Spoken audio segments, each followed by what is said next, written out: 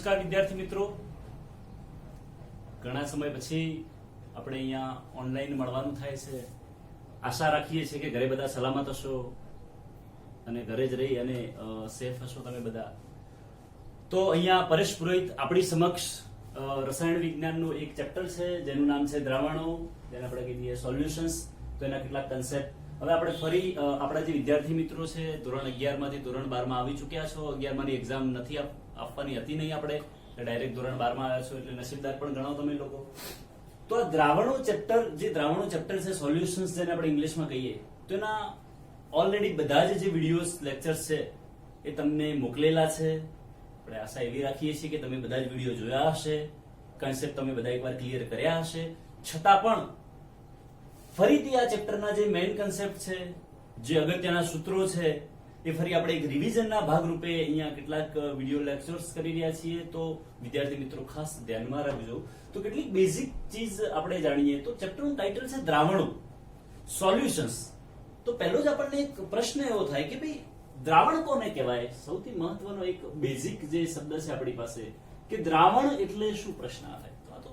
આપણે જે કેમિસ્ટ્રી જૂનું ભણતા આવ્યા છીએ, ધોરણ 9 છે, ધોરણ 10 છે, ત્યારથી આપણને આવા શબ્દો ઓલરેડી ખબર છે, ધોરણ 9 માં પણ આવે છે કે ભાઈ જે દ્રાવણ છે, તો દ્રાવણ એ મૂળભૂત બે ઘટકોનું બનેલું હોય. એમાં એક ઘટક હોય જેને આપણે દ્રવ્ય કહીશું અને બીજો જે ઘટક છે એને દ્રાવક તરીકે ઓળખવામાં આવે છે. વિદ્યાર્થી મિત્રો ખાસ ધ્યાનમાં રાખજો, દ્રાવણ એ મૂળભૂત બે ઘટકોનું બનેલું છે. એકને આપણે દ્રવ્ય કહીશું, બીજાને દ્રાવક કહેવામાં આવે. તરત પ્રશ્ન થાય કે ભાઈ દ્રવ્ય કોને કહેવું અને દ્રાવક કોને કહેવું?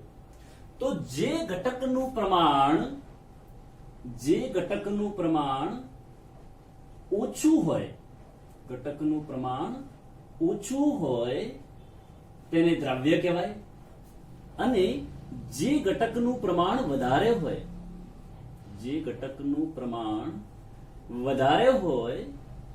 તેને દ્રાવક તરીકે ઓળખવામાં આવે. અથવા એના માટે બીજા કેટલાક બે શબ્દો પણ વપરાય છે. ધારો કે દ્રવ્ય હોય તો એને ઇંગ્લિશમાં આપણે સોલ્યુટ તરીકે ઓળખવામાં આવે. ધારો કે દ્રાવક હોય તો એને આપણે સોલ્વેન્ટ. કારણ કે હવે તમે જે રેફરન્સ બુક વાંચો છો એ મોટાભાગની સારી રેફરન્સ બુક બધી ઇંગ્લિશમાં છે, તો એના માટે શબ્દો પણ તમારે ધ્યાનમાં રાખવા પડશે. એટલા માટે ઇંગ્લિશ શબ્દો આપણે વારંવાર થોડા રિપીટ કરતા રહીશું કે જેથી તમને ઇંગ્લિશ બુકો જે વાંચો છો એમાં થોડી તકલીફ ઓછી પડે.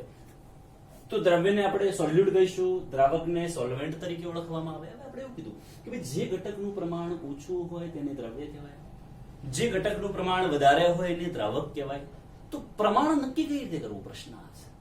આ બહુ મહત્વનો ક્વેશ્ચન છે, બિલકુલ ધ્યાનથી સાંભળજો મિત્રો. તો એના માટે એક ઉદાહરણ લઈ લઈએ, એક એક્ઝામ્પલ લઈએ. એક્ઝામ્પલ તરીકે આપણને કદાચ એવું કહેવામાં આવે કે આપણી પાસે 40 ગ્રામ NaOH છે, 40 ગ્રામ NaOH વત્તા 36 ગ્રામ H2O છે. મિત્રો આપણી પાસે બે વસ્તુઓ છે, જો આમાં બે ઘટક છે આપણી પાસે. એ બે ઘટકોમાં એક ઘટક છે NaOH અને બીજો ઘટક છે H2O. તો પ્રશ્ન થાય કે કોને દ્રાવક કહેવું અને કોને દ્રવ્ય કહેવું? તો જોતા તરત જ ખબર પડે પ્રમાણ કોનું વધારે છે. આપણા મગજમાં એવો તરત જ ખ્યાલ આવશે કે NaOH નું પ્રમાણ વધારે છે 40 ગ્રામ અને પાણીનું પ્રમાણ છે ઓછું 36 ગ્રામ. એટલે તરત જ આપણી પાસે ખૂબ ઉતાવળીએ ને, તરત જ આપણે કહીશું NaOH છે દ્રાવક અને H2O એ દ્રવ્ય. પણ નહીં મિત્રો, ક્યારે પણ વજનના આધારે દ્રાવક અને દ્રવ્ય નક્કી કરવાનું નથી. આ મગજમાં રાખજો ખાસ. તો પ્રશ્ન એ થાય કેમ નક્કી કરવાનું? તો અહીંયા જ્યારે પણ દ્રાવક અને દ્રવ્યને આપણે નક્કી કરવાનું થાય તો વજન નહીં પણ જે તે ઘટકના મોલ શોધવાના, અને જે ઘટકના મોલ પ્રમાણ વધારે હોય એની સાંદ્રતા વધારે, એટલે એ આપણો દ્રાવક થાય અને જેનું પ્રમાણ ઓછું હોય આપણો દ્રવ્ય થશે. એક્ઝામ્પલ તરીકે ચલો હવે પ્રશ્ન ફરી એ થાય કે મોલ શોધવા કઈ રીતે? તો મોલ બરાબર આવું આપણે સૂત્ર આવતું હતું, મોલ બરાબર વજન ભાગ્યા આણ્વીય દળ. મોલ બરાબર વજન ભાગ્યા આણ્વીય દળ. ચલો NaOH માટે શોધીએ આપણે ફટાક લઈને. અને હા, આણ્વીય દળ શોધતા આવડે. ધોરણ 11 માં આપણે ઓલરેડી અભ્યાસ કરી ચૂક્યા છીએ. પહેલું જે ફર્સ્ટ ચેપ્ટર હતું રસાયણ બેઝિક કન્સેપ્ટ ઓફ કેમિસ્ટ્રી, રસાયણ વિજ્ઞાનની પાયાની સંકલ્પનાઓ, જેમાં આપણે મોલ વગેરે આણ્વીય દળ વગેરે શોધતા શીખ્યા છીએ. તો વજન કેટલું છે? ચલો NaOH માટે શોધવા હોય તો NaOH નું વજન કેટલું? 40, જે આપણને અહીંયા આપેલું છે. આણ્વીય દળ કેટલું થાય? તો NaOH માં આણ્વીય દળ શોધવું હોય તો સોડિયમનું 23 પરમાણ્વીય દળ, ઓક્સિજનનું બોલો તો 16, હાઇડ્રોજન 1 એટલે 23 ને 16 39 ને 1 40 તો 40 ભાગ્યા 40 કરીએ તો બરાબર કેટલા મોલ થાય? 1 મોલ. કોના મોલ મળ્યા આપણને? NaOH. તો 1 મોલ NaOH છે આપણી પાસે. ચલો એ જ પ્રમાણે આપણે સપોઝ H2O ના મોલ શોધવા છે તો n આપણે એક મોલ માટેની સંજ્ઞા વાપરીશું સ્મોલ n. તો n of H2O is equal to એનું વજન કેટલું? તો 36 ભાગ્યા એનું આણ્વીય દળ થાય ઓક્સિજનનું 16, હાઇડ્રોજન 1 એવા 2 છે એટલે 16 ને 2 18 બરાબર મળશે આપણને 2 મોલ H2O. હવે જુઓ મિત્રો, આપણે થોડી વાર પહેલા એમ હતું કે કોને દ્રાવક કહેવાય અને કોને દ્રાવ્ય કહેવાય, પણ હવે તમને થોડું મગજમાં ક્લિયર હશે કે આપણે ફરી કહીએ છીએ કે દ્રાવક અને દ્રાવ્ય નક્કી કરતી વખતે એના વજનના આધારે નક્કી કરવું નહીં, એના મોલના આધારે નક્કી કરવાનું રહેશે. તો ચલો આમાં મોલ કોના? NaOH ના મોલ છે 1 અને H2O ના મોલ છે 2. તો હવે જો આપણને દ્રાવક કીધું હોય કે આ બેમાં દ્રાવક કોણ છે અને દ્રાવ્ય કોણ છે તો તરત જ આઈડિયા આવે કે આપણો H2O જે છે એ અહીંયા દ્રાવક તરીકે કામ કરે છે, અહીંયા NaOH છે એ દ્રાવ્ય તરીકે કામ કરે છે. તો અહીં આપણે નક્કી કરી ચૂક્યા કે ભાઈ દ્રાવક કોણ છે ને ઓકે સરસ.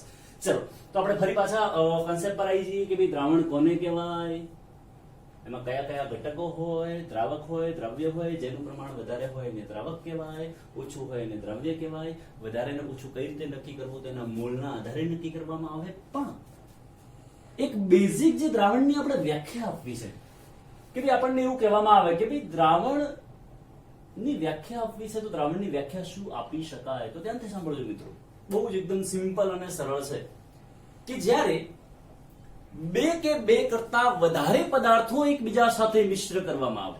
ધ્યાનથી સાંભળો, શબ્દો શું કહું છું? બે કે બે કરતા વધારે પદાર્થો એકબીજા સાથે મિશ્ર કરવામાં આવે અને જે સમાંગ અને એકરૂપ મિશ્રણ બને છે, બે કે બે કરતા વધારે પદાર્થો મિશ્ર થઈને સમાંગ અને એકરૂપ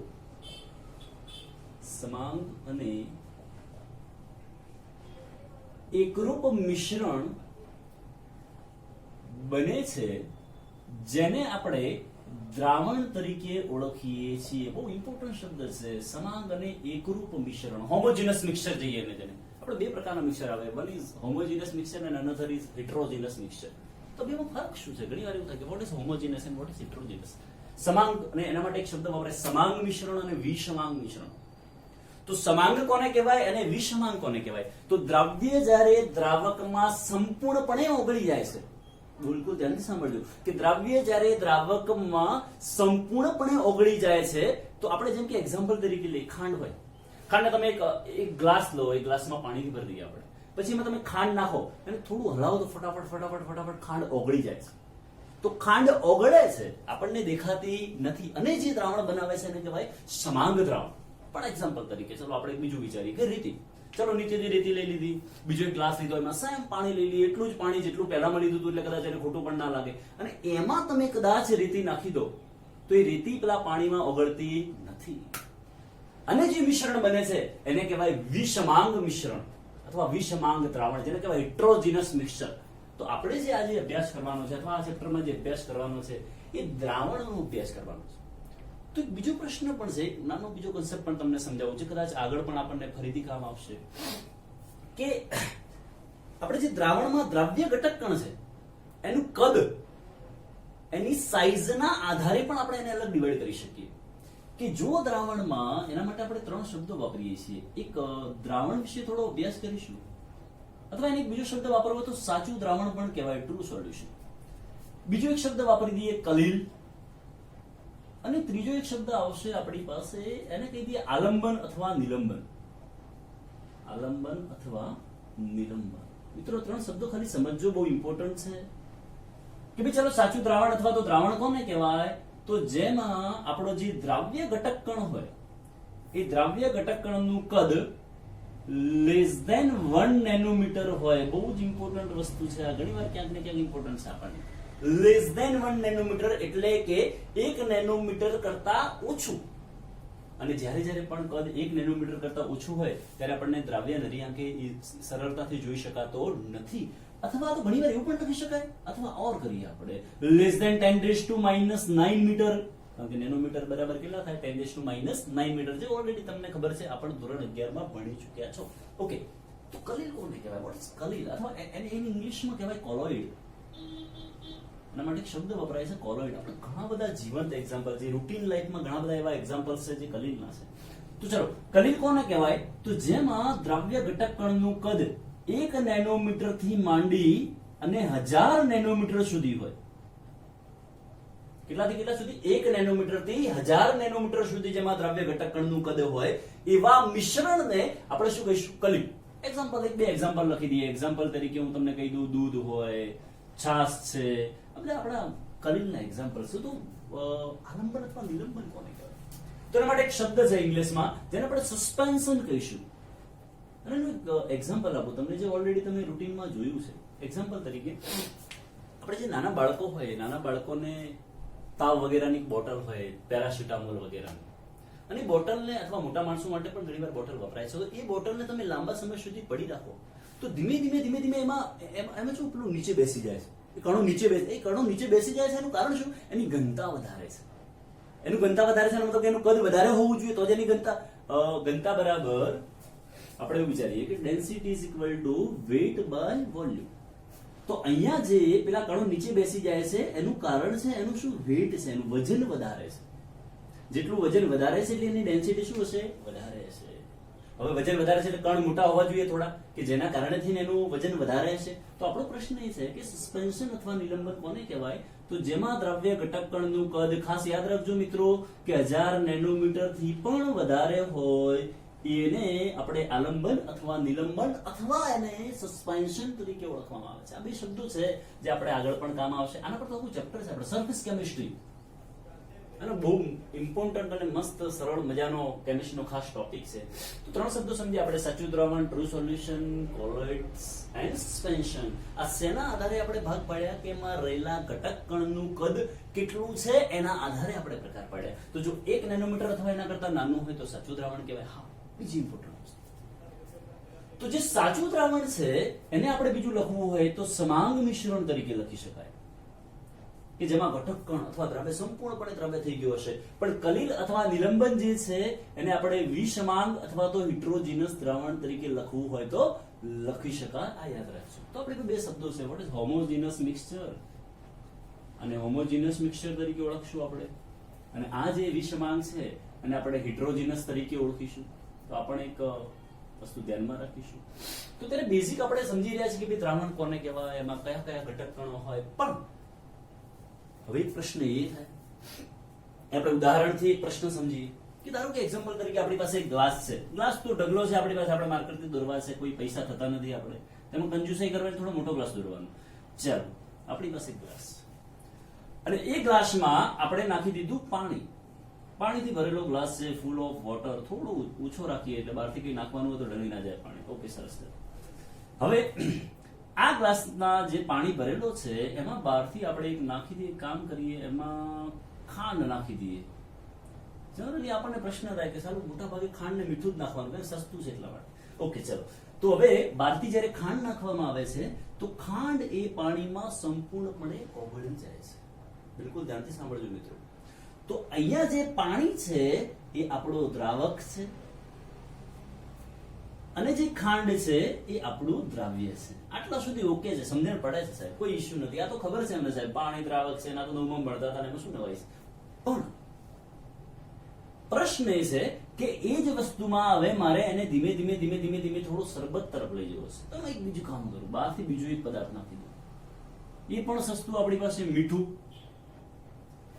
જેને આપણે સાયન્સની ભાષામાં NaCl સોડિયમ ક્લોરાઇડ કહીએ. તો બીજો પદાર્થ નાખો. 3 પદાર્થ ભેગા થયા છે: ખાંડ, મીઠું અને પાણી. તો દ્રાવક તરીકે તો આપણો પાણી છે, પણ દ્રાવ્યની સંખ્યા 2 થઈ ગઈ. કયા કયા? મીઠું અને ખાંડ. તો આપણી ડેફિનેશન પર પાછા જતા રહીએ આપણે. 2 કે 2 કરતા વધારે પદાર્થો, 2 કે 2 કરતા વધારે પદાર્થો, અહીંયા 3 થઈ ગયા છો. તો પદાર્થો 2 પણ હોઈ શકે, 3 હોઈ શકે, 4 હોઈ શકે, 5 હોઈ શકે. પરંતુ આ ચેપ્ટરમાં આપણે જે ધોરણ 12 NCERT નું જે ચેપ્ટર બનાવેલું છે એના કન્સેપ્ટમાં આપણે જે દ્રાવણ ચેપ્ટર ભણવાનું છે એમાં માત્ર ને માત્ર એક જ દ્રવ્ય અને એક જ દ્રાવક હોય એવા દ્રાવણો વિશે જ અભ્યાસ કરવાનો છે, બીજા કોઈ દ્રાવણ વિશે અભ્યાસ કરવાનો આવતો નથી. તો એક બીજો નવો શબ્દ સમજીશું આપણે, જેને એ શબ્દ છે આપણી પાસે દ્વિઅંગી દ્રાવણ. બહુ ઇમ્પોર્ટન્ટ શબ્દ છે આપણી પાસે દ્વિઅંગી દ્રાવણ, અથવા એના માટે એક શબ્દ આપણે ઇંગ્લિશમાં એને કહી દઈએ બાઇનરી મિક્સચર. આપણે એને કહી દઈશું binary mixture. What is binary mixture અથવા દ્વિઅંગી દ્રાવણ કોને કહેવાય? તો જે દ્રાવણમાં માત્ર એક જ દ્રાવ્ય, દ્રાવક તો એક જ હોય, પ્લસ દ્રાવક હોય એટલે કુલ ઘટકોની સંખ્યા કેટલી થઈ ગઈ? 2. તો જે દ્રાવણમાં ઘટકોની સંખ્યા 2 હોય એવા દ્રાવણને કહેવાશે દ્વિઅંગી દ્રાવણ અથવા તો બાઇનરી સોલ્યુશન. તો આ બેઝિક દ્રાવણો વિશેનો ખ્યાલ આપ્યો મિત્રો આપણે. તો આ બેઝિક જે ખ્યાલ આપ્યો છે દ્રાવણો વિશેનો, તો હવે દરેક મિત્રો ખાસ જ્યારે પણ આપણા વિડિયો લેક્ચર્સ હોય ત્યારે ધ્યાનમાં રાખવાનું ખાસ કે એક નોટબુક પાસે રાખવાની, પેન રાખવાની, ઘણી વખત કેલ્ક્યુલેટરની જરૂર પડશે તો કેલ્ક્યુલેટર પણ સાથે રાખવાનું. થોડું જાતે જો મિત્રો, કેમિસ્ટ્રી એવી વસ્તુ છે જેટલું તમે ફેમિલિયર થશો કેમિસ્ટ્રીમાં, જેટલા મથશો, જેટલું એને ઇન્ટરેસ્ટથી ભણશો એટલી વધારે મજા આવશે. બાકી દુનિયામાં ભણવાનું ક્યારે પણ સારું હોતું નથી. તો દરેક મિત્રોને ખાસ વિનંતી છે કે નોટ પેનમાં આજે ઇમ્પોર્ટન્ટ ટોપિક્સ છે થોડા ફટાફટ લખી દેશો, ત્યારબાદ આપણે આગળની નવી ચર્ચા કરીએ. ઓકે મિત્રો, સરસ. આપણે દ્રાવણ વિશે થોડો અભ્યાસ કર્યો, તમે નોટ ડાઉન પણ કર્યું, થોડો અભ્યાસ પણ એનો કરજો જાતે કે આમાં કયા એક્ઝામ્પલ્સ બીજા આવી શકે. તો ચેપ્ટરને થોડું આગળ વધારીએ આપણે. આપણને પ્રશ્ન થાય ઘણીવાર કે શું દ્રાવણ ક્યારે બને? બેઝિક પ્રશ્ન છે કે ભાઈ દ્રાવણ શું દરેક દ્રાવ્ય પદાર્થને દ્રાવકમાં ઓગાળવાથી દ્રાવણ બને ખરા? અથવા તો પ્રશ્ન સમાન દ્રાવણ બને ખરા? બને પણ ખરા ને ના પણ બને. તો એની કેટલીક બેઝિક કન્સેપ્ટ છે જે ઓલરેડી તમે ભણી ચૂક્યા છો, એટલે વધારે ડિટેલમાં ફટાફટ તમને એના 2-3 કન્સેપ્ટ કહીશ કે ક્યારે દ્રાવણ બની શકે. તો નંબર 1 યાદ રાખજો, અહીંયા લખતો નથી, ખાસ તમારે યાદ રાખવાનું છે. નંબર 1 એ છે કે જ્યારે દ્રાવ્ય અને દ્રાવક એ બંને વચ્ચેના આકર્ષણ કેવા છે, એના આકર્ષણની પ્રક્રિયા કેવી છે, એના આધારે નક્કી થશે કે દ્રાવણ બનાવે કે ના બનાવે. તો એ કઈ રીતે નક્કી કરવાનું આપણે? તો નંબર 1, જો તમે ધ્રુવીય દ્રાવક લો છો, ધ્રુવીય દ્રાવક એટલે જેમ કે પાણી, અને એમાં બહારથી ધ્રુવીય દ્રાવ્ય નાખો છો, તો હંમેશા યાદ રાખજો કે દ્રાવ્ય થશે. નંબર 1 ફરી બોલું છું, ધ્રુવીય દ્રાવકમાં ધ્રુવીય દ્રાવ્ય ઓગાળવામાં આવે તો દ્રવ્ય થશે. એક્ઝામ્પલ તરીકે પાણીમાં ધારો કે ચલો HCl, તો HCl નાખો તો H+Cl- એ ધ્રુવીય છે. એક પર પાર્શિયલ પોઝિટિવ ચાર્જ આવે છે, એક પર પાર્શિયલ નેગેટિવ ચાર્જ આવે છે. તો ધ્રુવીય પદાર્થ હોય એટલે કે ધ્રુવીય દ્રવ્ય હોય તો ધ્રુવીય દ્રાવકમાં દ્રવ્ય થાય. નંબર 2, અધ્રુવીય દ્રવ્ય હોય તો અધ્રુવીય દ્રાવકમાં દ્રવ્ય થાય. જેમ કે અધ્રુવીય દ્રાવક એટલે જનરલી આપણે બેન્ઝીનને અધ્રુવીય દ્રાવક તરીકે લઈએ છીએ, અને એમાં બહારથી નાખી તો નેપ્થેલિન. તો નેપ્થેલિન પણ નોન પોલર એટલે કે અધ્રુવીય છે. તો નેપ્થેલિન બેન્ઝીનમાં ઓગળે, પણ નેપ્થેલિન પાણીમાં ઓગળતું નથી. બહુ ઇમ્પોર્ટન્ટ વસ્તુ છે, ખાસ યાદ રાખજો. ધ્રુવીય દ્રાવ્ય હોય તો ધ્રુવીય દ્રાવકમાં ઓગળે, અધ્રુવીય દ્રાવ્ય હોય તો અધ્રુવીય દ્રાવકમાં ઓગળે. નંબર 3, મોટા ભાગના આયનીય પદાર્થો જે પાણીમાં સરળતાથી દ્રાવ્ય થાય છે, મોટા ભાગના આયનીય પદાર્થો જેમાં આયન છૂટા પડતા હોય, જે એકબીજા સાથે જેમાં ધનાયન અને ઋણાયન કુલમ્બિક ફોર્સિસ, ઇલેક્ટ્રોસ્ટેટિક ફોર્સિસ થી અટેચ થયેલા હોય એવા પદાર્થો. એક્ઝામ્પલ તરીકે ઢગલો એક્ઝામ્પલ છે NaCl, MgSO4, K2SO4, આ તે એટસેટ્રા ઘણા બધા એક્ઝામ્પલ્સ. ઓકે, પણ એક ઇમ્પોર્ટન્ટ વસ્તુ કહું તમને જે ખાસ જરૂરી છે. આપણને ઘણી વખત એવું થાય કે એન્થાલ્પીના આધારે દ્રવ્યતા નક્કી કરીએ આપણે. તો આ થોડું ખાસ ઇમ્પોર્ટન્ટ છે, એટલે યાદ રાખજો, સ્પેશિયલ નોટ કરજો એને, કે પદાર્થની દ્રાવ્યતા માટે જલીયકરણ એન્થાલ્પી અને લેટાઇસ એન્થાલ્પી કઈ રીતે અથવા કયા પ્રકારનો ભાગ ભજવે છે. તો જો કોઈ પદાર્થ માટે બહુ સ્પેશિયલી યાદ રાખજો કે જલીયકરણ એન્થાલ્પીનું મૂલ્ય, જો કોઈ પદાર્થ માટે જલીયકરણ એન્થાલ્પીનું મૂલ્ય ગ્રેટર ધેન લેટાઇસ એન્થાલ્પી. પ્રશ્ન થાય ઘણીવાર કે સાહેબ લેટાઇસ એન્થાલ્પી કેવું કે લેટિસ એન્થાલ્પી કેવું, કે એ મેટર નથી કરતું ભાઈ. ઇંગ્લિશ વર્ડ છે લેટાઇસ છે તો કોઈક લેટિસ કે કોઈક લેટાઇસ કે એનાથી એટલો ફરક નથી પડતો. પણ યાદ રાખજો ખાસ કે જે પદાર્થ માટે જલીયકરણ એન્થાલ્પીનું મૂલ્ય એની લેટાઇસ એન્થાલ્પી કરતા વધી જાય છે એવા પદાર્થો હંમેશા દ્રાવ્ય થાય છે. આ યાદ રાખજો, સ્પેશિયલ લખી દઈએ આપણે, પાણીમાં દ્રાવ્ય થાય છે. પરંતુ ઘણી વખત એવું થાય કે જે પદાર્થ માટે જલીયકરણ એન્થાલ્પીનું મૂલ્ય, જલીયકરણ એન્થાલ્પી એ લેટાઇસ એન્થાલ્પી કરતા ઓછી હશે, તો એવા પદાર્થ એ પાણીમાં દ્રાવ્ય થતા નથી.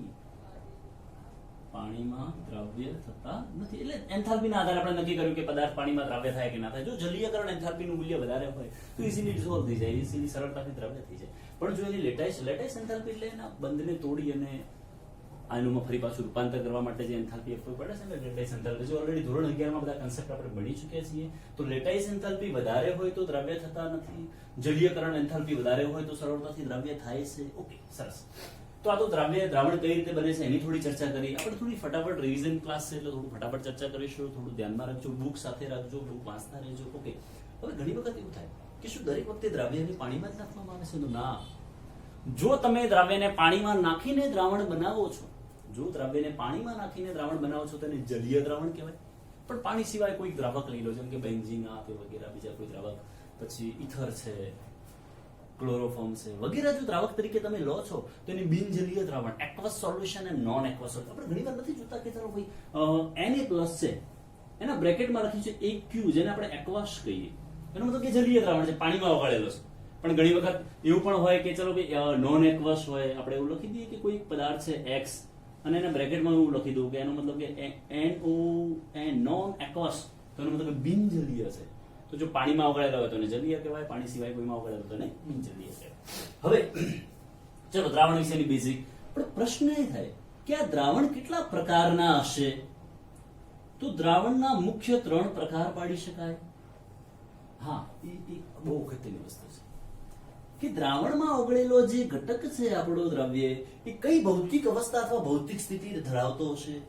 આપણો દ્રાવક કઈ ભૌતિક સ્થિતિ ધરાવતો હશે? તો દ્રાવક અને દ્રવ્ય ઘન પણ હોઈ શકે, પ્રવાહી પણ હોઈ શકે અને વાયુ પણ હોઈ શકે. આ મગજમાં કારણ કે અત્યાર સુધી આપણે વિચાર્યું કે દ્રાવણ એટલે એક લિક્વિડ હોય, પ્રવાહી જેવું હોય એટલે દ્રાવણ કહેવાય. નહીં મિત્રો, એવું નહીં. ઘન પણ હોઈ શકે, પ્રવાહી પણ હોઈ શકે. તો અહીં આપણે 3 ખાલી ફટાફટ પ્રકાર લખી દઈએ કે ભાઈ દ્રાવણ ઘન પ્રકારનું હોઈ શકે, દ્રાવણ પ્રવાહી પણ હોઈ શકે, દ્રાવણ વાયુ પણ હોઈ શકે. એટલે મુખ્ય દ્રાવણના 3 પ્રકાર પડશે: ઘન, પ્રવાહી અને વાયુ. ફરી ક્વેશ્ચન કે સાહેબ પ્રકાર છે ના આધારે લખ્યા. ઓકે, તો આ જે પ્રકાર લખ્યા છે, weather it is solid, it is liquid or it is gaseous mixture or solution. તો જે પ્રકાર લખ્યા છે આપણે એ જે તે દ્રાવણમાં રહેલા દ્રાવકની ભૌતિક અવસ્થાને આધારે લખ્યા છે. જો દ્રાવક તરીકે તમે ઘન લો છો, ધ્યાનથી સાંભળજો,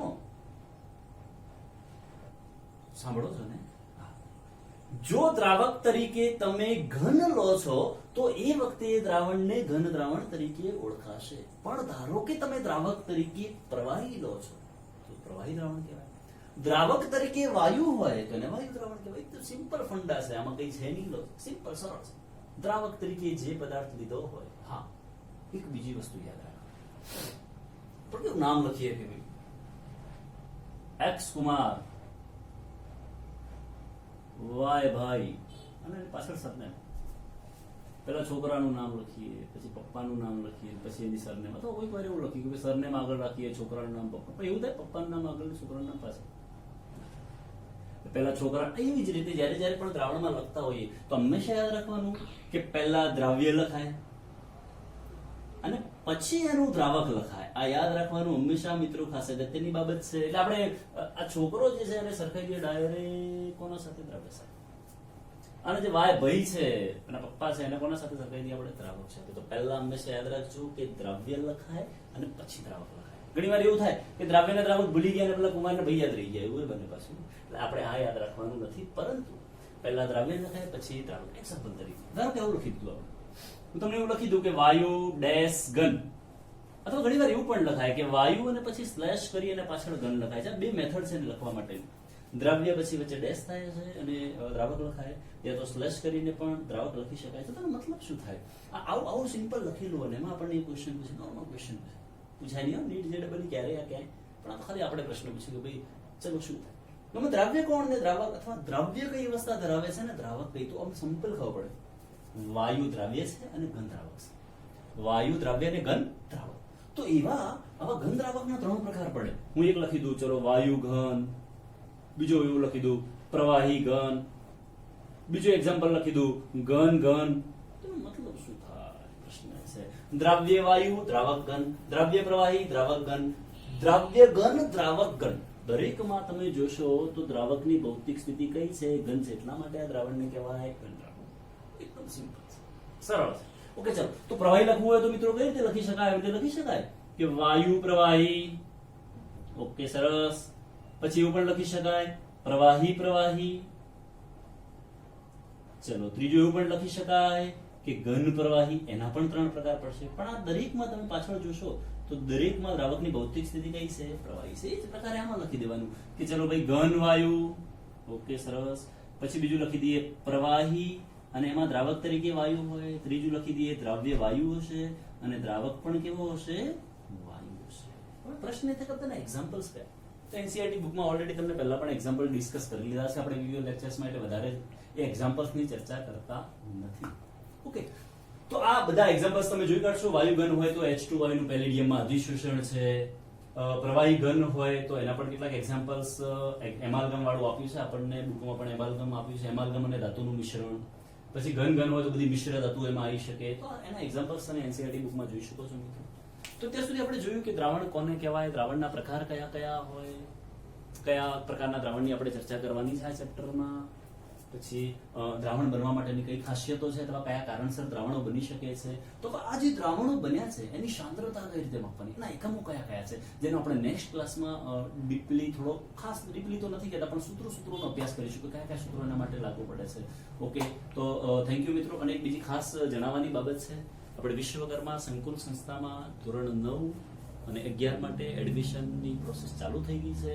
તો દરેક મિત્રોને ખાસ જાણ છે કે તમારી આજુબાજુમાં કોઈ રહેતા હોય જેને કોઈને એડમિશન કરાવવાના હોય અને ટૂંક સમયમાં પછી ઓનલાઈન ક્લાસ પણ એમના પણ ચાલુ કરવાના છે. એટલે જેટલું ઝડપથી બને એટલું દરેક તમારા સગા સંબંધીઓને, દરેકને મિત્રોને જાણ કરજો કે એ એડમિશન બને એટલું જલ્દી કરાવે. Okay, good day.